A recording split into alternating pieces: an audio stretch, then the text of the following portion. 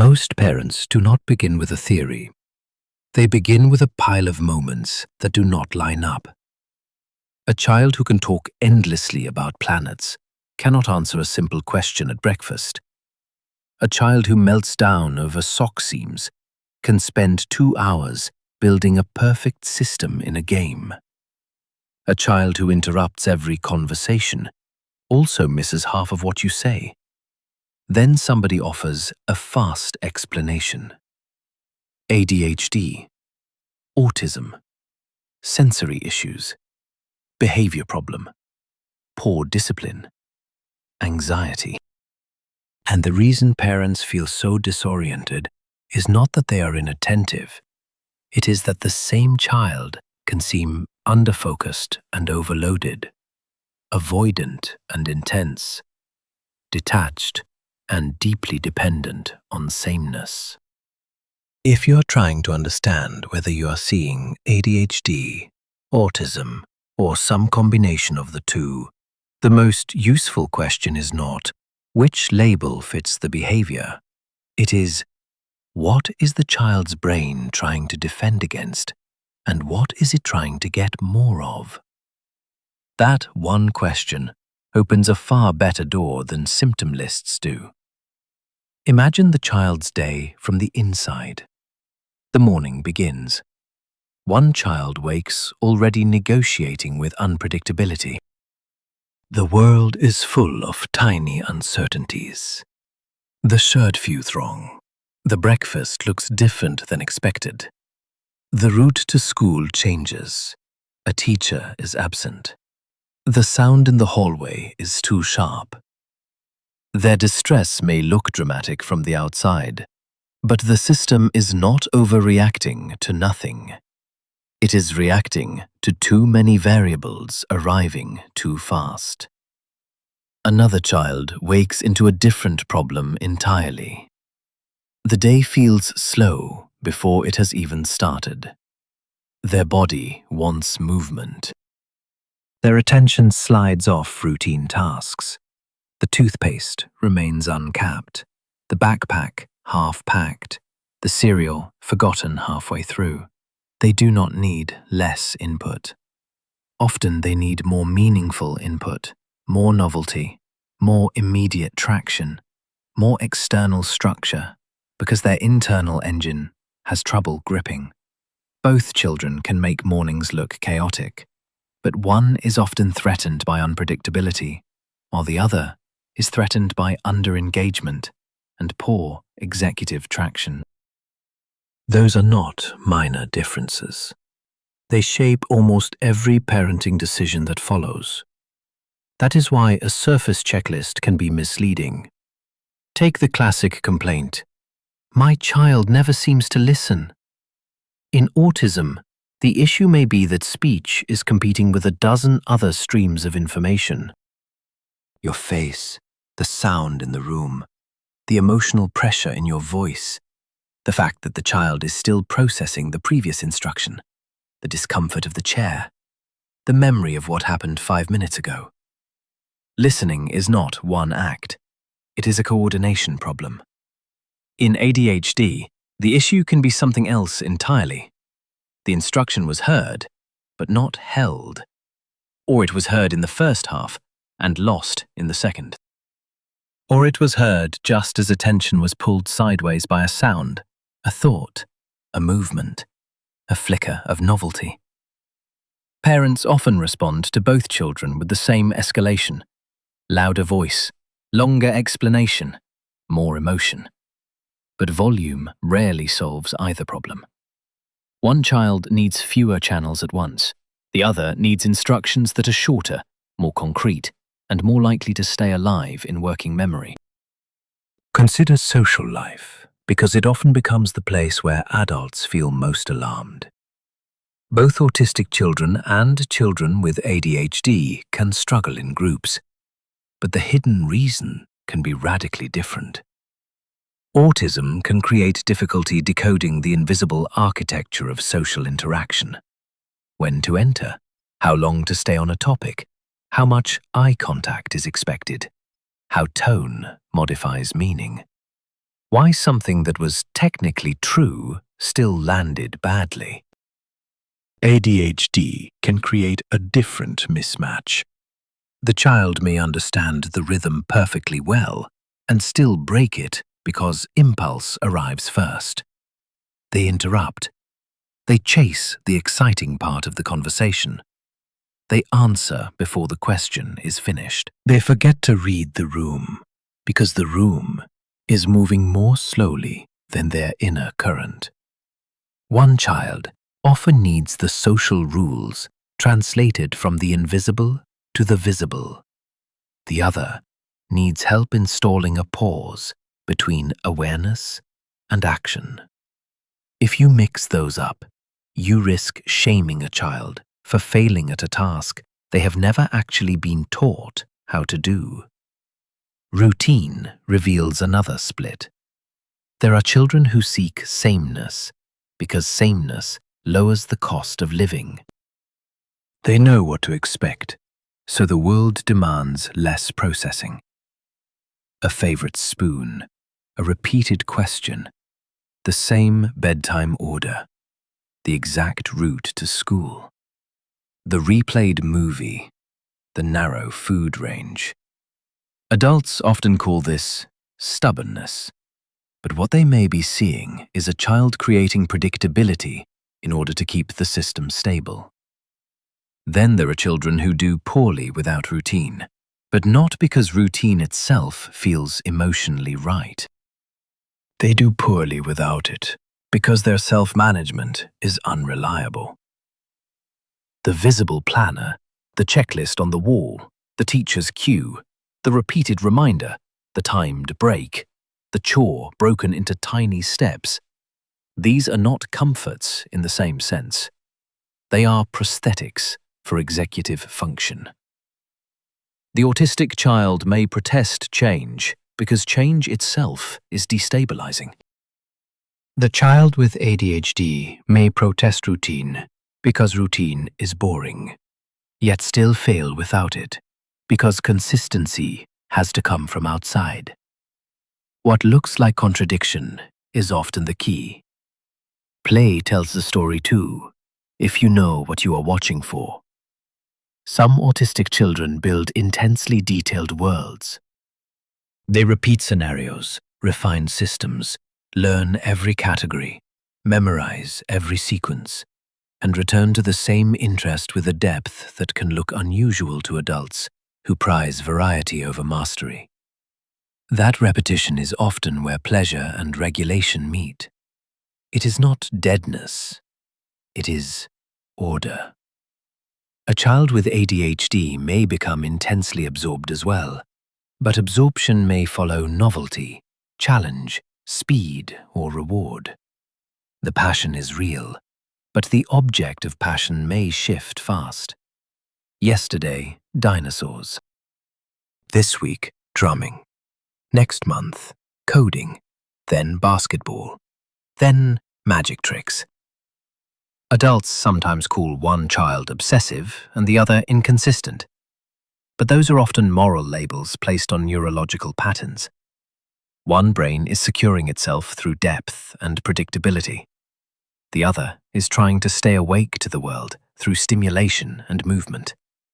Both deserve interpretation, not contempt. Sensory experience is another place where parents can get profound clarity. Autism often comes with a sensory economy that is brutally expensive. The tag in the shirt is not a minor annoyance. The lunchroom is not merely loud. The smell in the classroom is not background. The body is paying for every texture, every fluorescent light, every crowded transition. By the time the child arrives home, the account may already be overdrawn. ADHD can include sensory intensity too, but many children show up more as sensory seekers than sensory defenders. They rock, crash, swing, chew, hum, bounce, tap, and touch, because movement and input help them organize attention. Adults sometimes experience both children as exhausting. But the first may be exhausted by the world, while the second is using the world to wake up. You can see how badly this goes when families respond with a one-size-fits-all standard of calm down. Calm is not always the goal. Sometimes the goal is organized. Sometimes the goal is safe enough. Sometimes the goal is less input. Sometimes it is better input.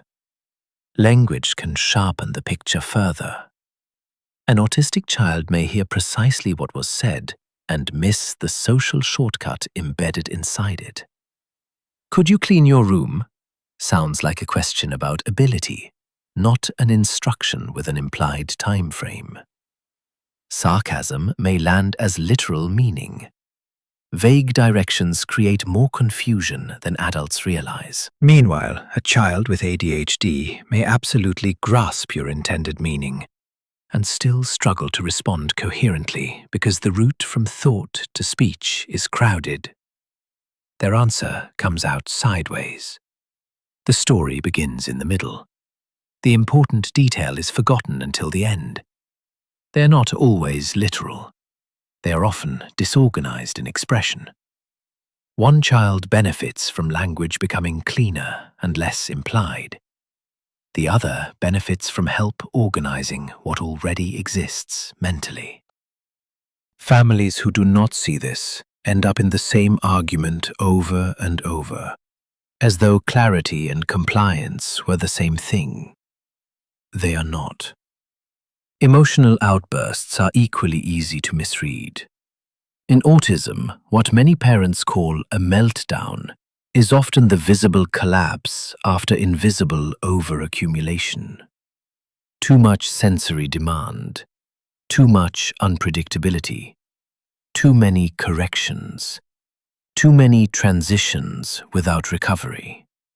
By the time the child erupts, the relevant event may have happened an hour earlier. In ADHD, emotional storms can be startlingly fast. A frustration, a block, a no, a social slight, and the emotional engine races from zero to red line before the child can inhibit it. This does not make the distress less real. It means the mechanism is different. One nervous system has exceeded tolerance, the other has exceeded braking capacity. Adults often handle both the wrong way. They add language during overload, which only increases overload. Or they moralize during impulsive dysregulation, which teaches shame instead of skill. Better parenting begins when you ask whether the child needs decompression from accumulation or co-regulation in the face of sudden intensity. There is also a difference in the way each profile relates to rules. Many autistic children can look highly rule-bound. The rule is comforting because it clarifies the world. Fairness may be interpreted with unusual exactness. Exceptions can feel destabilizing, not because the child is inflexible in character, but because ambiguity is expensive. A child with ADHD may understand the same rule and break it not out of philosophical disagreement, but because implementation failed in the moment. They forgot. They rushed. They chased the rewarding thing. They lost the future to the present. Parents often respond by accusing the child of not caring, but caring is not the issue. The autistic child may care so much that rule changes feel personally destabilizing. The child with ADHD may care and still fail to operationalize that care under pressure. Again, the outside picture overlaps. The inside meaning does not. Even the question of empathy deserves rescue from lazy assumptions. Autistic children are too often treated as if a different communication style means a smaller heart. In reality, many are flooded by other people's emotions, confused by timing, or uncertain how to respond in the expected social format. They may feel deeply and show it late, indirectly, or in ways adults overlook. Children with ADHD can be emotionally generous too, but their follow-through may collapse under distraction. They forget the promise. They miss the cue. They intend to comfort and then chase something else. Neither child is well served by being described as careless, selfish, or cold. Those labels leak into identity. Children eventually stop asking, "Why is this hard for me?" and start concluding, "Something is wrong with who I am." That is a devastating shift, and parents have more power over it than they realize. All of this points to one deeper truth. Behavior is a final product, not the first fact. By the time you see the ignored instruction, the social misstep, the repetitive question, the crash after school, the unfinished task, the refusal to transition, or the rigid attachment to sameness, the actual story is already underway inside the child. Wise parenting begins where panic ends. It begins when you move from category hunting to pattern reading. Which conditions produce relief? Which conditions produce friction? What happens before the problem, not just after it? Does the child become more functional with predictability or more trapped by it? Does movement help, or does movement signal overload? Does novelty rescue attention, or does novelty destabilize the day? These are better questions than internet checklists can offer, because they lead not just to understanding, but to more humane support. And support is the whole point. Children do not merely need to be classified correctly, they need to be interpreted correctly. A child who is constantly mistaken for oppositional when they are overloaded becomes defensive. A child who is constantly mistaken for careless when they are neurologically disorganized begins to think effort is useless. A child whose deep interest is mocked, whose sensory limits are dismissed, whose impulsive speech is treated as character failure, or whose difficulty with ambiguity is called manipulation, will eventually learn an ugly lesson. Looking normal matters more than being understood. Many adults are still recovering from that lesson. Families do not have to keep teaching it. So if you are standing in the middle of uncertainty, trying to understand whether your child's life makes more sense through the lens of ADHD, autism, or both, do not rush towards certainty at the expense of accuracy. Watch more carefully. Notice what the child seeks, what the child avoids, and what the child can do once the environment fits them better. Precision is an act of love. It protects the child from lazy stories and protects you from reacting to the wrong thing over and over again. And if this gave you a clearer framework for what you have been seeing at home, subscribe. This channel is for parents who want depth, not slogans, and who understand that the long-term quality of a family often depends on how accurately we read one another. Then send this video to one person close to you, someone who wants to build a steadier, more intelligent relationship with the children in their life. Sometimes a better explanation is the first form of relief.